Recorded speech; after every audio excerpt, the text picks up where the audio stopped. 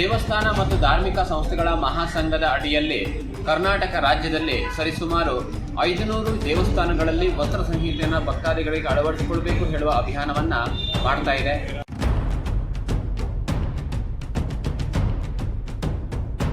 ಇದ್ರೆ ಒಳ್ಳೇದು, ಸ್ಯಾರಿ ಹಾಕೊಂಬಂದ್ರೆ ತುಂಬ ಒಳ್ಳೇದು. ಸಂಸ್ಕೃತಿ ನಮ್ಮ ಹಿಂದುತ್ವ ನಾವು ಬಿಟ್ಕೊಡ್ಬಾರ್ದು. ನಿಜವಾದ ಶೋಭೆ ಎಲ್ಲ ಹೆಣ್ಮಕ್ಳಿಗೆ ಅಂತ ಹೇಳ್ತೀನಿ.